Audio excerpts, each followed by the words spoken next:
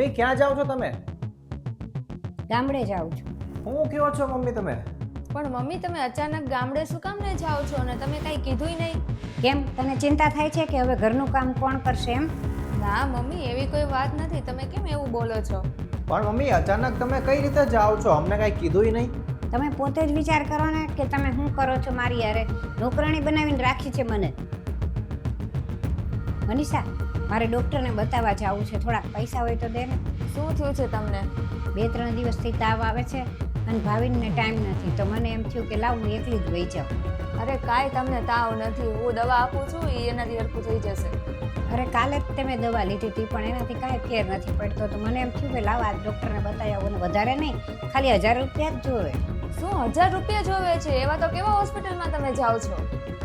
પપ્પા અહીંયા પૈસાનું ઝાડું મૂકીને નથી ગયા, અને ખબર છે ને ભાવિન કેટલી મહેનત કરીને ઘરમાં પૈસા કમાવીને લાવે છે. એવું કેમ બોલે છો? અને ભાવિન તો મારો જ દીકરો છે ને, તો એના પૈસા ઉપર મારો અધિકાર નહીં? તમારો જેટલો અધિકાર છે ને એમાં તો તમારું રહેવાનું ને જમવાનું ને એમાં જ બધું વયું જાય છે, અને આજ પછી મારી પાસેથી પૈસા ન માંગતા. મમ્મી હું ઓફિસ જાઉં છું હો. ભાવિન, મારે એક કામ હતું. હા મમ્મી જલ્દી કહો, મારે થોડુંક ઓફિસ જવાનું મોડું થાય છે. 2-3 દિવસથી મારી તબિયત સારી હોય ને એવું લાગતું નથી, તો તું મને ડૉક્ટર આગળ લઈ જાય ને. અરે મમ્મી મારે ઓફિસ જવાનું થોડુંક મોડું થાય છે, નહીંતર હું તમને લઈ જાય. એક કામ કરો ને, મનીષાને કહી દો, એ મનીષા તમને લઈ જશે. એને તમે કીધું હતું પણ એણે એમ કીધું કે એટલા પૈસા ખર્ચવાની કાંઈ જરૂર નથી. હા તો કદાચ સાચું જ કહેતી હશે, કેમ કે ઘરનો બધો ખર્ચો બધું એ જ સંભાળે છે, તો કદાચ નહીં વધતા હોય વધારે પૈસા. અને મમ્મી ઓફિસ જતી વખતે આવી બધી મને વાતું ન કરો તમે, મારો આખો દિવસ ખરાબ જાય છે પછી. હું તો તને મારી તકલીફ કહેતી હતી, એમાં તો તું આવું કહે છો. મમ્મી અત્યારે મારે ઓફિસનું મોડું થાય છે, સાંજે મળું તમને. ભાવિન, તું આવું કરીશ મારી યાર, એવું તમે કોઈ દિવસ વિચારાય નહોતો કર્યો. અરે મમ્મી તમે આવું શું કામ કહો છો? મારો કોઈ એવો અર્થ નહોતો કહેવાનો. બહુ કાંઈ જાજુ નાટક કરવાની હવે જરૂર નથી.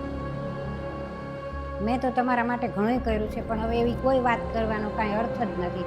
હું જાઉં છું ગામડે, અને જો ક્યારેક ટાઈમ મળે, યાદ આવે તો મને એક ફોન કરજે.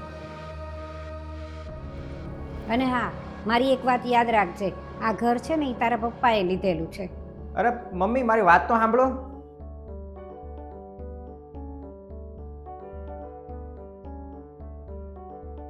નમસ્તે મિત્રો.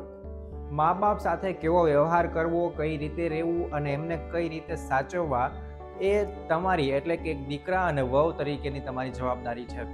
અને એ જો સમયસર તમે ન સરખી રીતે રાખી શકો ને, તો જેમાં વિડીયોમાં દેખાડ્યું છે એવું પણ થઈ શકે, અથવા તો અમે બીજા પણ ઘણા બધા વિડીયોમાં ઘણી બધી એવી વાર્તાઓમાં કીધેલું છે કે જ્યારે મા બાપ જો એમના નામે ઘર હોય અને તમને કાઢી મૂકશે ને, ત્યારે તમને ખબર પડશે કે તમારી શું હાલત થાય છે. અત્યારે તો જે આ વિડીયોમાં હતું એમ કે મમ્મી ઘર છોડીને જતા રહ્યા છે, પણ જો તમને એવો કોઈ સમય આવે, અથવા તો પૃથ્વી ગોળ છે, સમય ફરીને આવશે જ તમારી પાસે, એટલે તમારા વહુ દીકરા તમારી સાથે એવું કરશે ત્યારે તમને ખબર પડશે. બાકી તમને વિડીયો ગમ્યો હોય તો લાઈક, શેર અને કમેન્ટ કરજો.